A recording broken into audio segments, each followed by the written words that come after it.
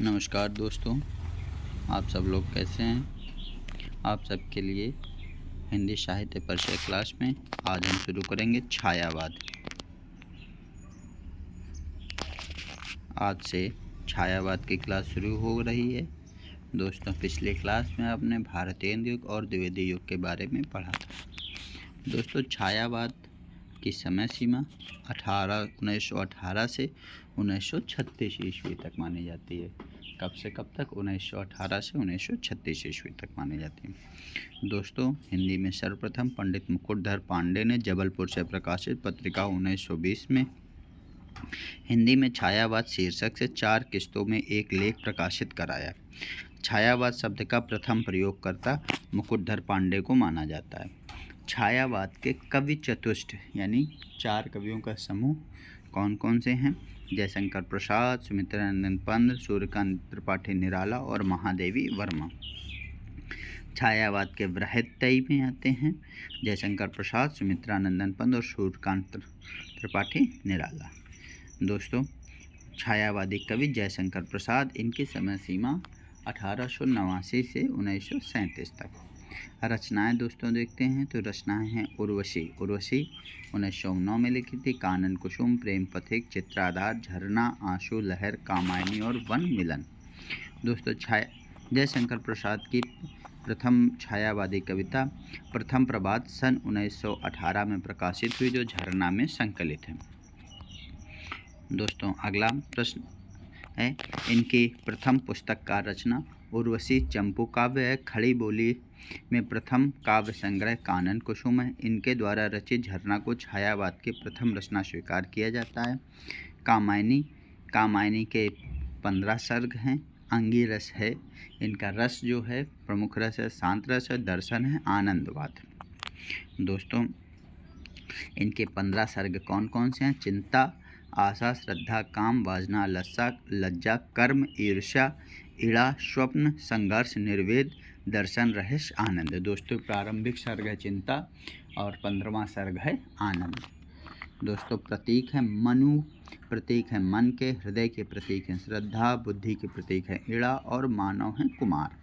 दोस्तों, मन के प्रतीक मनु, हृदय, श्रद्धा, बुद्धि, इड़ा और मानव कुमार। दोस्तों, शांति प्रिय द्विवेदी, आचार्य शांति प्रिय द्विवेदी ने कामायनी को छायावाद का उपनिषद कहा है। जयशंकर प्रसाद को प्रेम और सौंदर्य का कवि माना जाता है। दोस्तों, अगला प्रश्न है, सूर्यकांत त्रिपाठी निराला, इनकी समय सीमा 1899 से 1961 तक है। दोस्तों, 1899 से 1961 तक है। दोस्तों, रचनाएं अनामिका, परिमल, गीतिका, तुलसीदास, अणिमा, बेला, नयपत्य, अर्चना, आराधना, गीत गुंज, सांध, काकली। दोस्तों, इनके प्रथम संग्रह अनामिका, अंतिम संग्रह सांध काकली, प्रथम कविता जूही की कली। अनामिका और पलिक, दोस्तों ये इनकी संग्रह हैं और उसमें जो प्रमुख जो कविताएं हैं वो देखिए। अनामिका में इनकी कौन कौन सी? सरोज स्मृति 1935 में लिखी गई। प्रेयसी साम्राज्य एडवर्ड के प्रति राम की शक्ति पूजा 1936 में। रेखा तोड़ती पत्थर सच है। परिमल में है अधिवास, जूही की कली, बादल राग, विधवा, भिक्षुक, शांद सुंदरी और पंचवटी प्रसंग। अगला दोस्तों, निराला को हिंदी में मुक्त छंद का प्रवर्तक माना जाता है। निराला कृत सरोज स्मृति में हिंदी के सर्वश्रेष्ठ ग्रंथ तथा प्रथम शोक गीत माना जाता है। निराला ओज, औदात्य और विद्रोह के कवि हैं। अगला दोस्तों, सुमित्रानंदन पंत। सुमित्रानंदन पंत की समय सीमा है सन 1900 से 1977। सुमित्रानंदन पंत प्रकृति के सुकुमार कवि कहे जाते हैं। रचनाएं हैं इनकी छायावादी। कौन कौन सी रचनाएं हैं छायावादी में? उत्साह, ग्रंथि, वीणा, पल्लव, गुंजन। युगांत और युगवाणी, ग्राम्य, स्वर्णकिलर, स्वर्णधूल, युगपथ, कला और बूढ़ा चांद, लोकायतन और चिदंबरा। प्रथम छायावादी रचना उच्छ्वास और अंतिम गुंजन है। इनकी रचना लोकायतन महात्मा गांधी के जीवन पर आधारित है। चिदंबरा पर इन्हें भारतीय ज्ञानपीठ पुरस्कार मिला है। इनकी रचना पल्लव की भूमिका को छायावाद की घोषणा पत्र मैनिफेस्टो कहा जाता है। दोस्तों, अगला देखिए, छायावाद की प्रमुख कवित्री महादेवी वर्मा, इनको आधुनिक युग की मीरा कहा जाता है। इनकी रचना है निहार, रश्मि नीरजा, सांदगीत, यामा, दीपशिखा, सप्तपर्णा। यामा पर महादेवी वर्मा को भारतीय ज्ञानपीठ पुरस्कार प्राप्त हुआ। अयोध्या सिंह उपाध्याय ने महादेवी वर्मा को प्रथम काव्य संकलन निहार की भूमिका सन 1930 में लिखे। अन्य छायावादी कवि में हैं डॉक्टर रामकुमार वर्मा, इनकी समय सीमा 1905 से 1990। इनकी रचना है रूपराज, निशीथ, चित्रलेखा और आकाश गंगा। अगला दोस्तों, छायावाद के साथ साथ अन्य प्रवृत्तियां भी चल रही थी। छायावाद में काव्य की अन्य प्रवृत्तियां भी चल रही थी। राष्ट्रीय संस्कृत धारा के कवि कौन कौन से हैं? माखनलाल चतुर्वेदी। माखनलाल चतुर्वेदी जी की समय सीमा 1989 से 1968। माखनलाल चतुर्वेदी जी को एक भारतीय आत्मा नाम से उपनाम से भी जाना जाता है। इनकी रचनाएं हैं हिमकिरीटिनी, हिमतरंगिणी, समर्पण, कैदी और कोकिला, पुष्प की अभिलाषा।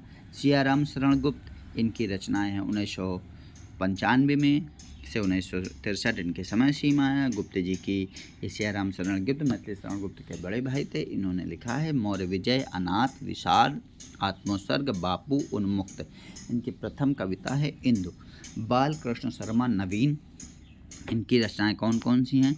रश्मि रेखा और कुमकुम। सुभद्रा कुमारी चौहान, इनकी रचनाएं हैं त्रिधारा और मुकुल। इन्होंने झांसी की रानी और झंडे की इज्जत में स्वदेश के प्रति जलियांवाला बाग। प्रेम और मस्ती के काव्य व्यक्तित्ववादी कवि कौन कौन से रहे हैं? भगवती चरण वर्मा, इन्होंने लिखा है मधुकर्ण, प्रेम संगीत, मानव और एक दिन। हरिवंश राय बच्चन, इनकी समय सीमा 1907 से 2003 तक रही है। मधुशाला, मधुबाला, मधुकलश, निशा निमंत्रण, एकांत, आकुल अंतर, बंगाल का अकाल, हलाहल, खादी फूल, मियामनी। हरिवंश राय बच्चन को साहित्य में हालावाद का प्रवर्तक माना जाता है। बच्चन जी को हिंदी का बायरन भी कहा जाता है। दोस्तों, नरेंद्र शर्मा ने 1913 से 1991 तक प्रभात फेरी, प्रवासी के गीत, पलाश वन, हंसमाला, कामनी, मिट्टी और फूल। रामेश्वर शुक्ल अंचल, मधुलिका, अपराजिता, किरण बेला और करील। दोस्तों, कौन कौन से हैं? मधुलिका, अपराजिता, किरण बेला और करील। दोस्तों, जानकी वल्लभ शास्त्री, रूप अरूप, मेघ शक्ति, अवंतिका। छायावाद ब्रजभाषा काव्य के रचनाकार कौन से हैं? वियोगी हरि ने वीर सत्सई, चरखा स्रोत, किशोरीदास वाजपेयी ने तरंगिणी, रामचंद्र शुक्ल ने एडविन अर्नाल्ड के कारण लाइट ऑफ एशिया को एडविन अर्नाल्ड के काव्य लाइट ऑफ एशिया को बुद्ध चरित्र शीर्षक से ब्रजभाषा में अनुवाद किया। अगला दोस्तों, प्रगतिवाद लखनऊ में 1936 में प्रगतिशील लेखक संघ की स्थापना। प्रथम अधिवेशन के समय हिंदी में प्रगतिवाद आंदोलन की शुरुआत होती है। इस अधिवेशन के प्रथम अध्यक्ष मुंशी प्रेमचंद थे। सन 1935 में हेनरी बारबूश की पहल पर पेरिस में E.M. फोस्टर ने प्रगतिशील लेखक संघ की स्थापना की। भारत में प्रगतिशील लेखक संघ की स्थापना करने वाले मुल्कराज आनंद, सज्जाद जहीर थे। प्रगतिवाद का सैद्धांतिक आधार मार्क्सवाद का द्वंद्वात्मक भौतिकवाद है। प्रमुख कवि कौन कौन से हैं प्रगतिवाद के? केदारनाथ अग्रवाल, इनके समय सीमा 1911 से 2000 तक मानी जाती है। रचना युग की गंगा, नींद के बादल, अपूर्वा, लोकालोक, जो शिलाएं तोड़ते हैं, आत्मगंध, हे मेरी तुम, फूल नहीं रंग बोलते हैं, पुष्पदीप, पंख और पतवार। दोस्तों, अगला देखिए, भारतेंद्र केदारनाथ अग्रवाल को बालेंद्र उपनाम से रचना करते थे। अन्य कवि में देखिए नागार्जुन जी का मूल नाम है वैद्यनाथ मिश्र, उपनाम इनका यात्री नागार्जुन। दोस्तों, इनकी रचनाएं हैं युगधारा, खिचड़ी विप्लव हमने देखा, सतरंगी पंखों वाली, तुमने कहा था, प्यासी पथराई आंखें, हजार हजार बाहों वाली, भस्मांकुर, पुराने जूतियों का कोरस, तालाब की मछलियाँ। दोस्तों, नागार्जुन की खड़ी बोली में प्रथम रचना राम के प्रति है, जो सन 1935 में लाहौर से निकलने वाली साप्ताहिक पत्रिका विश्व बंधु में छपी थी। नागार्जुन का भस्मांकुर एक खंड काव्य है जो 12वें छंद में लिखा गया है। दोस्तों, प्रसिद्ध कविताएं बादल को घिरते देखा है, पाषाणी, सिंदूर तिलकित भाल, तुम्हारी दंतुरित मुस्कान, 5 पूत भारत माता के, कालिदास हरिजन गाथा, अकाल और उसके बाद। दोस्तों नागार्जुन को प्रकृतिवाद का सलाहकार पुरुष भी कहा जाता है। अगला दोस्तों क्वेश्चन देखते हैं। अगला दोस्तों शिवमंगल सिंह सुमन, इनकी रचनाएं हैं हिल्लोल, जीवन के गान, युग का मोल, प्रलय सजन, विंध्य हिमालय, मिट्टी की बारात, वाणी की वृथा, पर आंखें नहीं भरी, हम पंछी उन्मुक्त गगन के। और प्रसिद्ध कविताएं हैं इनके गुनिया का यौवन, कलकत्ते का आचार, अकाल, चल रही है कुदाली। वासुदेव सिंह त्रिलोचन, इनकी समय सीमा है 1917 से सन 2007। दोस्तों इनकी रचनाएं हैं धरती, उस जनपद का कवि हूँ, गुलाब और बुलबुल, अर्घान, दिगंत, मैं तुम्हें सौंपता हूँ, ताप के ताए हुए दिन, फूल नाम है एक, शब्द अनकही भी कुछ कहनी है, अमोला। गजानन माधव मुक्तिबोध ने त्रिलोचन को अवधि का किसान कवि कहा है। दोस्तों अगले कवि हैं रांगे राघव, इनकी समय सीमा 1923 से 1963 तक। रचनाएं हैं अजय खंडहर, मेधावी, पंचाली, पिघलते पत्थर, राह के दीपक। अगली दोस्तों रचना है रामधारी सिंह दिनकर। रामधारी सिंह दिनकर की समय सीमा है 1908 से 1974 तक।